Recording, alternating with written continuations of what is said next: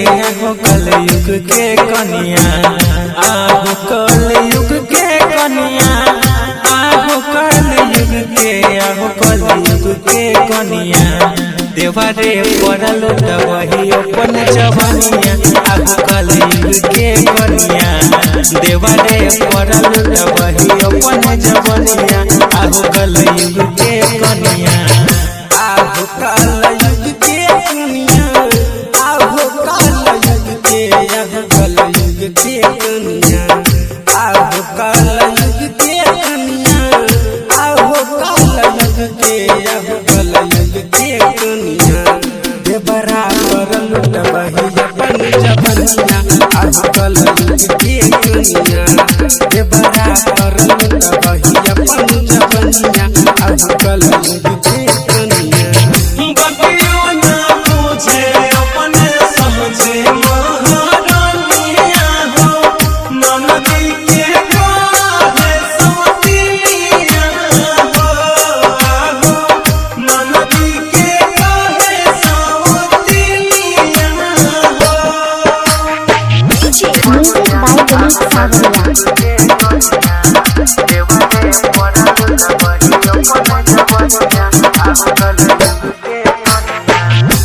अपने समझे कन्या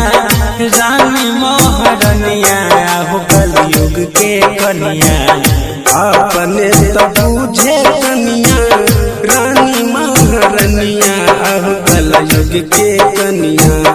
सासू के समझे अनोकरनिया आहो कलयुग के कन्या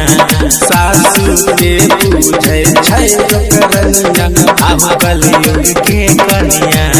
देवरा परल वही अपन जवनिया आहो कलयुग के कन्या ससुर के पूछे नहीं भैंसुर हो के पूछे छै घर पर चला भैया अपन राजा हो के हो घर पर चला भैया अपन राजा हो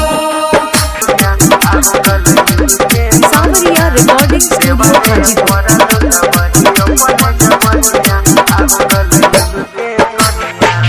सासुर भसुर नहीं बूझे बोले बतिया बे आहो कलयुग के कन्या ससुर भसुर नहीं बूझे बोले बतिया बे आहो कलयुग के कन्या बिपिन के सुनवे दिल के कहानियां आहो कलयुग के कन्या नथरा पर लुटबै छै जवनिया आहो कलयुग के कन्या अंकित पर लुटबै है अपन जवनिया आहो कलयुग